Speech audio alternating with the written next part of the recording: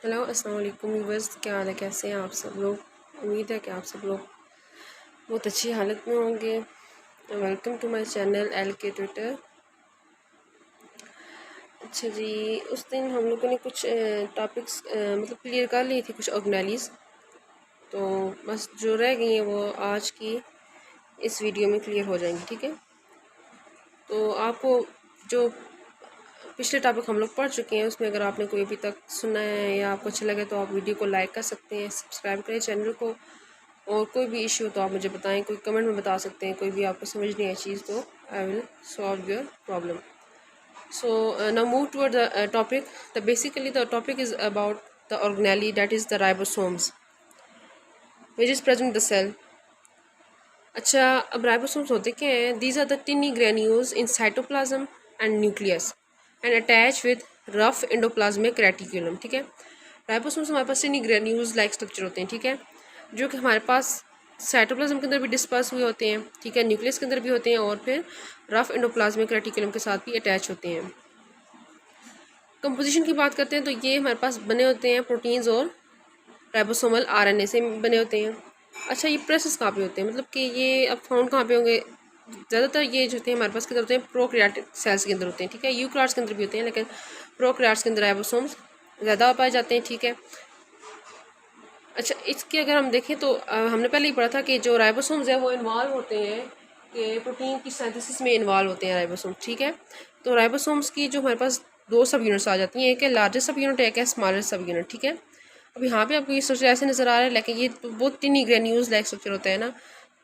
तो this is the structure which consists of two subunits, that is larger and smaller subunit. This smaller subunit is like this। ये चीज़ है, इसको खोल के बताया गया, ठीक है। तो इसकी आपको समझ आ गई कि ये हमारे पास हमारी बॉडी में सेल के अंदर राइबोसोम्स का क्या फंक्शन होता है? मेन प्रोटीन की सिंथेसिस करवाना। माइटोकॉन्ड ये का हमने पढ़ा था पीछे, उसका क्या था? मूवमेंट, ट्रांसपोर्ट करवाना थिंग्स की, मटेरियल्स की सिक्रीशन की, ठीक है। तो राइबोसोम्स का क्या फंक्शन है? प्रोटीन की सिंथेसिस में इन्वॉल्व होते हैं, ठीक है। ये आपको एमसीक्यू ब्लैंक्स, ये ईटा के क्वेश्चंस आ गए, एनटीएस हो गए, ठीक है, ये चीज़ें आपको पूछी जाती हैं, तो आप लोग ये नोट किया करें साथ साथ। अच्छा, साथ जो दूसरी हमारे पास चीज़ है सेंट्रियोल, दूसरी ऑर्गेनेली आ जाती है एक और। सेंट्रियोल हमारे पास क्या होता है? सेल के अंदर प्रेजेंट होता है, ठीक है। ये सारी ऑर्गेनेली जो हम पढ़ रहे हैं, हमने 12 आई थिंक इन लिस्ट की थी, तो ये सारी हमारे पास सेल के अंदर प्रेजेंट होती हैं। So centriole basically the hollow cylindrical organelle in the cell of animal and unicellular organisms. अब सेंट्रियोल हमारे पास क्या होता है कि हालो सिलिंड्रिकल ऑर्गेनेलीज होती हैं, ठीक है। सिलेंडर लाइक इसका स्ट्रक्चर होता है, हालो होती हैं, ठीक है, और ये हमारे पास एनिमल्स के अंदर भी होती हैं और यूनिसेलुलर ऑर्गेनिजम्स के अंदर भी पाई जाती हैं ये ऑर्गेनेली, ठीक है। टू इन नंबर का क्या मतलब है कि दो इन नंबर होती हैं, ठीक है, तो जिसे हम क्या कहते हैं? सेंट्रोसोम, ठीक है। जिस वक्त टू इन नंबर होंगी तो इन्हें कहते हैं हम क्या? सेंट्रोसोम्स कहते हैं। और वन सेंट्रियोल जो होता है वो हमारे पास क्या कंसिस्ट करता है? 9 ट्रिपलेट ऑफ माइक्रोट्यूब्यूल्स, ठीक है। देखिए, ये यहाँ पे आपको नज़र आ रहा हो तो ये हम साइड व्यू देखते हैं कि इसका ये ओवरऑल व्यू है ना, ये हमारे पास क्या है? सेंट्रियोल है, ठीक है। अब इसका ये हम साइड व्यू देखें तो ये चीज़ बनती है, ये सिलिंड्रिकल ऐसी स्ट्रक्चर होती है, ठीक है, ये सिलिंड्रिकल स्ट्रक्चर होती है। तो ये सिलिंड्रिकल जो स्ट्रक्चर होती है इसमें कहते हैं ट्रिपलेट माइक्रोट्यूब्यूल कहते हैं, ठीक है। ये जो देखें 3 माइक्रोट्यूब्यूल आपस में इसको अटैच होंगी तो वो ट्रिपलेट माइक्रोट्यूब्यूल बना देंगी। तो माइक्रोट्यूब्यूल में आगे आपको बताऊँगी इसका फंक्शन क्या होता है, मतलब स्केलेटन की फॉर्मेशन में हेल्प आउट करते हैं, ठीक है, स्केलेटन वगैरह बनाने में। अच्छा, अब कहते हैं कि वन जो सेंट्रियोल है, ठीक है, एक सेंट्रियोल की अगर बात करें हम लोग तो वो बना होता है 9 ट्रिपलेट माइक्रोट्यूब्यूल से, ठीक है। अब इसका बेसिक फंक्शन क्या है सेंट्रियोल का? It is help in the formation of spindle fibre. Spindle fibre की फॉर्मेशन करता है during the cell division. Cell division जिसको कोरी होती है ना, तो स्पिंडल फाइबर कौन बनाता है? सेंट्रियोल। याद रखें, ये एमसीक्यूज आ सकते हैं। अच्छा, अब स्पिंडल फाइबर क्यों बनाएगा? स्पिंडल फाइबर का काम क्या है? तो स्पिंडल फाइबर का क्या काम है? They help in the chromosome movement during the cell division. Cell division के दौरान सेंट्रियोल क्या बनाएगा? स्पिंडल फाइबर्स बनाएगा, एंड दी स्पिंडल फाइबर्स क्या करेंगे? इन क्रोमोसोम्स की मूवमेंट में हेल्प आउट करेंगे, ठीक है। क्रोमोसोम की जितनी मूवमेंट होगी ना सेल डिवीजन के दौरान, वो कौन करवाएगा? सेंट्रियोल करवाएंगे, ठीक है। समझ आ गई? So here we move toward the next organelle, that is the plastids. So basically plastids are also present in the cell. It is the membrane bonded organelles। जिस वक्त ये लफ्ज़ आए ना membrane bonded organelles तो आपको पता चल जाए कि उसके ऊपर डबल मेम्ब्रेन की कवरेज होगी। Present in the plants. अब ये भी याद रखें कि ये जो डबल मेम्ब्रेन कौन कौन सी होगी? कि प्लाज्मा मेम्ब्रेन होगी और सेल वॉल और सेल मेम्ब्रेन जिसे प्लाज्मा मेम्ब्रेन कहते हैं ये होगी। और एनिमल सेल में मैंने पहले आपको कहा था कि सिर्फ एक ही मेम्ब्रेन होती है, प्लाज्मा मेम्ब्रेन या सेल मेम्ब्रेन होती है, सेल वॉल नहीं होती। तो यहाँ पे प्लास्टिड जो है वो हमारे पास किधर होते हैं, प्लांट्स के अंदर होते हैं और फोटोसिंथेटिक प्रोटिस्ट के अंदर होते हैं, इसलिए इसके अंदर दो मेम्ब्रेन्स होंगी, ठीक है, आउटर और इनर मेम्ब्रेन। अच्छा, इसकी तीन टाइप्स है, प्लास्टिड्स की तीन टाइप्स हैं, क्लोरोप्लास्ट होता है, क्रोमोप्लास्ट एंड ल्यूकोप्लास्ट। एक एक को पढ़ते हैं। क्लोरोप्लास्ट होता है तो ये हमारे पास होता है ग्रीन पार्ट्स ऑफ प्लांट में, ठीक है, green parts of plant like leaves को हम ले लेते हैं, ठीक है, वहाँ पे क्लोरोप्लास्ट प्रेजेंट होता है, that's why the colour of leaves is appear to be green, ठीक है, वो ग्रीन कलर हमें नज़र आ रहा होता है। वो ग्रीन कलर क्यों होता है, क्योंकि उसमें क्लोरोप्लास्ट प्रेजेंट होता है। अब लीव्स के अंदर एक बात आप याद रखें, एज एमसीक्यूज भी आ सकती है कि लीव्स के अंदर फोटोसिंथेसिस होती है, ठीक है, इसलिए वो ग्रीन होते हैं और उनके अंदर फोटोसिंथेसिस कहाँ पे होती है, उस पार्ट में लीव्स के अंदर होती है। अच्छा, इसकी दो मेम्ब्रेन्स होती हैं, आउटर मेम्ब्रेन और इनर मेम्ब्रेन क्लोरोप्लास्ट, ठीक है।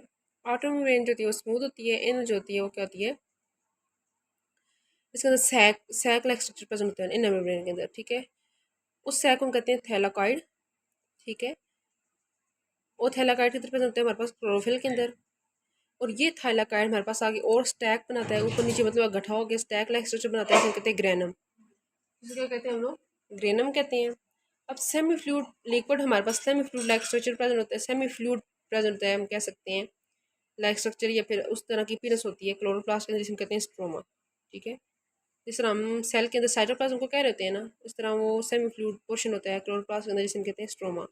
अब यहाँ पे आप डायग्राम पे आज आपको सारी समझ आ जाएगी। मैंने वहाँ पे क्या कहा कि क्लोरोप्लास्ट के अंदर दो मेम्ब्रेन्स होती हैं, एक आउटर मेम्ब्रेन होती है और एक इनर मेम्ब्रेन होती है, ठीक है, ये चीज़ होगी। इसके अंदर एक सेमी फ्लूइड पोर्शन होता है जिसे हम कहते हैं स्ट्रोमा, ठीक है, ये वाला जो पोर्शन है खाली खाली नज़र आ रहा है ये स्ट्रोमा है। थाइलाकाइड क्या होता है कि सैक, ये जो सैक आपको नज़र आ रहे हैं ना ऊपर नीचे रखे हुए, इस होल को हम जो होल इस पूरे को कहेंगे ना, ये पूरा ये हमारे पास ग्रेनम होगा। जबकि एक हम सैक को लेंगे, एक सैक को, तो वो थाइलाकाइड होगा। पूरे होल स्टैक को लेंगे जिस तक तो वो ग्रेनम बन जाएगा, ठीक है, सिंपल हम कह सकते हैं सिंगल ग्रेनम। तो सिंगल जो होती है ना वो थाइलाकाइड होती है, ठीक है, इनर में जो सिंगल सैक प्रेजेंट होता है वो थाइलाकाइड होता है। ये सारे सैक कंबाइन होकर ऊपर नीचे एक स्टैक बना देते हैं, जिसे कहते हैं ग्रेनम। समझ आ गई। The next type is chromoplast, ठीक है, क्रोमी कलर, ठीक है। अब ये कलर क्या होगा, इसमें कलर अदर देन ग्रीन, ठीक है, ग्रीन के अलावा जितने भी कलर होंगे ना तो वो इसमें आएंगे, ठीक है, ग्रीन वाले क्लोरोप्लास्ट में आ गए तो अदर देन ग्रीन वो जो है वो क्रोमोप्लास्ट में आ जाएंगे। अब ये जो होता है क्रोमोप्लास्ट रिप्रेजेंट होता है इन द पेटल्स और राइपेंड फ्रूट्स के अंदर, ठीक है, पेटल्स पेटल्स के फ्लावर्स जो पेटल वगैरह पत्तियाँ वगैरह होती हैं, ठीक है, उनके अंदर प्रेजेंट होता है क्रोमोप्लास्ट। और दूसरा राइपेंड फ्रूट जो कि हम हमारे खाने के काबिल हो जाते हैं, पक के जो है वो हमारे खाने के काबिल हो जाते हैं, वो राइपेंड फ्रूट्स होते हैं, उसके अंदर ये क्रोमोप्लास्ट प्रेजेंट होगा। ज़ाहिर सी बात आप देखें, जिस वक्त हमारे पास फ्रूट पक के आता है तो उसका कलर ग्रीन नहीं रहता, ठीक है, अदर देन ग्रीन हो जाता है ना, ठीक है, येलो हो गया, रेड हो गया, जैसा भी हो गया, लेकिन वो खाने के काबिल हो जाते हैं। अच्छा, ब्राइट कलर पेटल्स जो होती हैं वो, अब हमने क्या कहा कि पेटल्स के अंदर एक तो होगा other than green colour petals के अंदर और राइपेंड फ्रूट्स के अंदर, तो पेटल्स के अंदर जो ब्राइट कलर अपीयर होगा वो अट्रैक्ट करेगा इंसेक्ट को फॉर पोलिनेशन के लिए, ठीक है, ये भी एक प्रोसेस हो सकता है, ठीक है, पोलिनेशन के लिए वो ब्राइट कलर जो पेटल्स के हैं वो भी इंसेक्ट को अट्रैक्ट करते हैं। अच्छा, the third one is leucoplast. So basically leucoplast होता है वो कलरलेस प्लास्टिड होता है, इसका कोई कलर नहीं होता, वाइट कलर हम कह सकते हैं वो होता है, ठीक है। अच्छा, ये कहाँ पे ल्यूकोप्लास्ट कहाँ पे होते हैं, रूट्स के अंदर होते हैं, ठीक है। देखिए रूट्स का इतना कई दफ़ा उनका ब्राउन कलर हम कह सकते हैं हो सकता है, और कई दफ़ा वो भी नहीं होता, ठीक है। तो ये कलरलेस प्लास्टिड्स होते हैं जो कि रूट्स के अंदर प्रेजेंट होते हैं, जहाँ पे क्या होती है फूड की स्टोरेज होती है, ठीक है। फोटोसिंथेसिस कहाँ पे होगी, लीव्स के अंदर, और रूट्स के अंदर क्या होगी, फूड की स्टोरेज वो करवाएंगे, ठीक है। So these three types of the plastid: chloroplast, chromoplast and leucoplast. And plastid is basically product spectrum हम कह लें तो एक ऑर्गेनेली है जो कि प्लांट्स और फोटोसिंथेटिक प्रोटिस्ट में प्रेजेंट होती है। समझ आ गई। So now we move toward the next organelles. तो ये ख़त्म नहीं हो रही इतनी ज़्यादा हो गई हैं।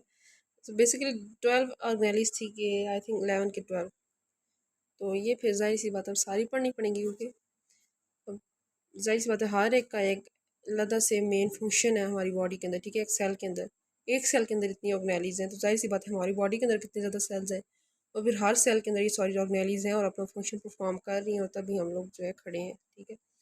अच्छा जी, अभी हम जाते हैं जी next organelle, that is vacuole. Vacuole is a fluid filled sac bounded by single membrane, ठीक है।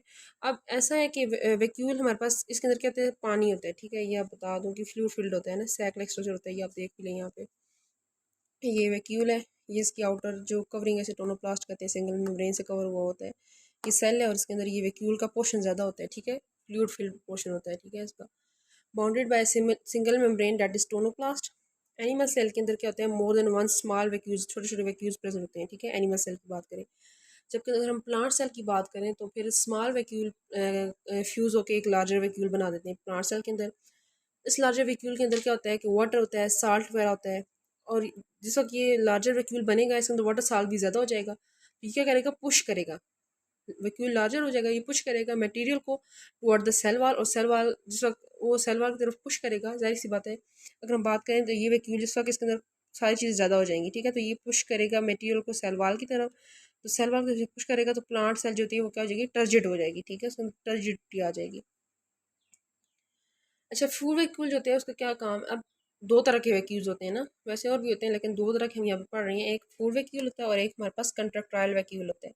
फूड वैक्यूल क्या करता है, take in material from outside. Food vacuole क्या करता है, इसका काम क्या है कि बाकी आउटसाइड से फूड वगैरह लेना और उसको बाकी पार्ट्स या बाकी सेल्स की तरफ लेके जाना।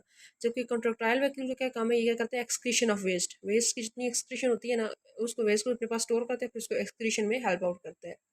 So these are the two vacuums that are also important for the MCQs, ठीक है, MCQs लेवल जितने भी ईटा के टेस्ट में, एमडी के टेस्ट में, जिसमें भी आ सकते हैं, तो ये इंपॉर्टेंट है। और ये एक ये भी आ सकता है कि जो इसकी मेम्ब्रेन है इसको क्या कहते हैं, टोनोप्लास्ट कहते हैं, ये याद रखना है। अच्छा जी, next one is the lysosomes. Lysosomes क्या आते हैं, हमारे पास सिंगल मेम्ब्रेन ऑर्गेनेली है, ठीक है, बॉन्डेड ऑर्गेनेली। इसके अंदर क्या होते हैं, डाइजेस्टिव एंजाइम्स प्रेजेंट होते हैं inside the lysosomes, and these digestive enzymes help in the breakdown of food and waste material in the cell, ठीक है। अब ये डाइजेस्टिव एंजाइम्स, जाहिर सी बात है, डाइजेस्टिव का मतलब ही क्या है, वो डाइजेशन करेंगे, ब्रेक डाउन करेंगे। तो डाइजेस्टिव एंजाइम्स जो होंगे वो क्या करेंगे, ब्रेक डाउन करेंगे फूड की एक, और वेस्ट मटेरियल के ब्रेक डाउन करेंगे सेल के अंदर, ठीक है, और फिर कंट्रोट्रायल वैक्यूल आके उस वेस्ट को एक्सक्रीशन में हेल्प आउट करेगा, लेके चला जाएगा। अच्छा ये देखें, ये अब आपको नज़र आ रहा है कि ये इसकी मेम्ब्रेन है और ये इसके अंदर ये एंजाइम्स है, प्रोटीन वगैरह प्रेजेंट है, ठीक है। ये क्या है हमारे पास, लाइसोसोम की डायग्राम है, ठीक है, ये आप देख लेते हो। So now we move toward the last organelle, finally, that is the nucleus. Nucleus होता है ना, ये बड़ा ही बहुत ही इंपॉर्टेंट रोल है इसका, ठीक है। एक तो इंपॉर्टेंट ऑर्गेनेली है, डेट पहला पॉइंट। दूसरा क्या है, विजिबल पार्ट है, ठीक है, सेल का। अच्छा, एनिमल सेल की बात करें तो वो सेंटर ऑफ एनिमल सेल में प्रेजेंट होता है, जबकि प्लांट सेल में किधर होता है, साइड ऑफ प्लांट सेल में प्रेजेंट होता है। अब साइड साइड पे क्यों होता है, क्योंकि वहाँ पे क्या होता है, लार्ज सेंट्रल वैक्यूल होता है, जो हमने पीछे पढ़ा ना कि स्मॉल वैक्यूल होकर लार्ज सेंट्रल वैक्यूल बनाते हैं, जिससे वो पुश करते हैं मटेरियल को साइड पे, तो सेल वॉल टर्जिड हो जाती है। तो वो टर्जिड जिस वक्त होती है तो जाहिर सी बात है वो साइड पे न्यूक्लियस को भी साइड में मूव करवा देती है, ठीक है। लार्ज सेंट्रल वैक्यूल की वजह से न्यूक्लियस साइड पे रह जाता है, साइड एक साइड में प्रेजेंट होता है, लेकिन होता लाजमी, ठीक है, मेन फंक्शन इसका है। इसकी दो मेम्ब्रेन्स होती हैं, ठीक है, डबल मेम्ब्रेन होता है, ठीक है, membrane double membrane bounded organelle है। और इसे हम कहते हैं कि ये जो डबल मेम्ब्रेन इसकी होती है इसे कहते हैं न्यूक्लियर एनवेलप कहते हैं, ठीक है, इसकी जो डबल मेम्ब्रेन होती है। और इसका जो अंदर जो मैट्रिक्स होता है, ग्लैंडुलर मैट्रिक्स, से कहते हैं न्यूक्लियोप्लाज्म, ठीक है। न्यूक्लियोप्लाज्म के अंदर एक या दो न्यूक्लियाई होते हैं और साथ में क्रोमोसोम्स प्रेजेंट होते हैं, ठीक है, न्यूक्लियोप्लाज्म के अंदर। जिस तरह साइटोप्लाज्म होता है इस तरह न्यूक्लियस के अंदर जो फ्लूइड पोर्शन होता है उसे हम कहते हैं न्यूक्लियोप्लाज्म, जिसके अंदर न्यूक्लियाई होता है और क्रोमोसोम्स प्रेजेंट होते हैं। क्रोमोसोम्स को हम दो तरह से डिवाइड करते हैं, डिवाइडिंग सेल्स और नॉन डिवाइडिंग सेल में डिवाइड होते हैं। जो डिवाइडिंग सेल्स हैं, ठीक है, वो विजिबल होते हैं, जबकि non dividing cell of chromosome जो है वो कहते हैं फाइन नेटवर्क बना देते हैं, थ्रेड लाइक नेटवर्क, जिसे हम कहते हैं क्रोमैटिन नेटवर्क बना देते हैं, ठीक है। फिर दोबारा सुन लें कि क्रोमोसोम्स के जो डिवाइडिंग सेल्स है वो विजिबल हो जाते हैं, ठीक है, जबकि इसके जो नॉन डिवाइडिंग सेल में नॉन डिवाइडिंग सेल है वो कहते हैं कि थ्रेड लाइक फाइन नेटवर्क बना देते हैं, जिसे हम कहते हैं क्रोमैटिन नेटवर्क कहते हैं, ठीक है। अब एक और बात यहाँ पे है कि क्रोमोसोम्स जो होते हैं इनके पास डीएनए होता है, डीओ इसके डीएनए की एब्रीविएशन क्या है, डीऑक्सीराइबोन्यूक्लिक एसिड, जो कि कंट्रोल करता है एक्टिविटीज़ को। डीएनए को हम दूसरा नाम देते हैं हेरिडिटी मटेरियल भी कहते हैं, क्यों, क्योंकि ये ट्रांसमिशन करता है character from parent to offspring, ठीक है, पेरेंट से ऑफस्प्रिंग के अंदर जितने भी करेक्टर्स ट्रांसफर होते हैं वो किस वजह से होते हैं, डीएनए की वजह से होते हैं। और दूसरा क्रोमोसोम के अंदर एक और चीज़ होती है जिसे कहते हैं प्रोटीन्स, ठीक है। और ये बात भी याद रखें कि क्रोमोसोम्स का जो नंबर है वो डिफरेंट होता है, ठीक है, ई स्पीशी के अंदर, ठीक है, हर एक स्पीशी के अंदर डिफरेंट होगा। लाइक ह्यूमंस के अंदर 46 है, रेडिश के अंदर 18 है और ऑनियन के अंदर 16 है। तो ये क्रोमोसोम का नंबर डिफरेंट होगा। और क्रोमोसोम्स के अंदर किसके अंदर होंगे, न्यूक्लियस है, न्यूक्लियस के अंदर क्रोमोसोम्स है, क्रोमोसोम्स के अंदर क्या है, डीएनए है, फिर डीएनए के अंदर न्यूक्लियोटाइड्स वो आगे बहुत बड़ी हो जाती है, ठीक है। अब हम इसके स्ट्रक्चर पे आ जाते हैं।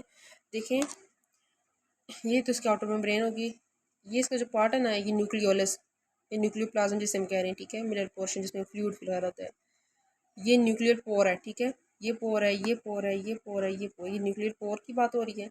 ये जो थ्रेड लाइक स्ट्रक्चर आपको नजर आ रहा है, ये थ्रेड बना हुआ है, ये नेटवर्क सा बना हुआ है, इसे हम कहते हैं क्रोमैटिन नेटवर्क कहते हैं, ठीक है। क्रोमोसोम्स का ये नेटवर्क बना होता है जो कि नॉन डिवाइडिंग सेल का बना होता है, ठीक है। अभी डिवाइड होंगे तो वो पूरा क्रोमोसोम बना देंगे। अच्छा, ये जो होता है हमने पहले कहा था कि जो इसकी डबल मेम्ब्रेन होती है इसे कहते हैं न्यूक्लियर एनवेलप। तो ये इसकी जो डबल मेम्ब्रेन है इसे हम कहते हैं, ये क्या है, न्यूक्लियर एनवेलप है। समझ आ गई यहाँ तक आपको? तो ये न्यूक्लियस का स्ट्रक्चर है। So here this is the video in which we have covered all the organelles of the cells that perform their function. We have studied about their function, their structure, their definitions, and their diagrams, and how they divide. So this is all about the cell and their organelles. I think 10 or 12 organelles. We have covered all these. If you have any problem then discuss with me. I will solve your problem. और इसको आप इस तरह करें कि जितने भी आप यहाँ पे मेन पॉइंट्स होते हैं उसको आप MCQs के हवाले से भी याद किया करें, क्योंकि ईटा और MT कैट्स और ये जो NTS वगैरह के टेस्ट जितने भी होते हैं उसमें ये इंपॉर्टेंट होते हैं, ठीक है, आ सकते हैं। ओके जी, अगर आपको वीडियो अच्छी लगे तो उसको लाइक करना है, सब्सक्राइब करना है चैनल को। कोई इशू हो तो अपने कमेंट में बताना है। This is all about today. Thank you so much. Allah हाफिज़। अपना ख्याल रखिएगा।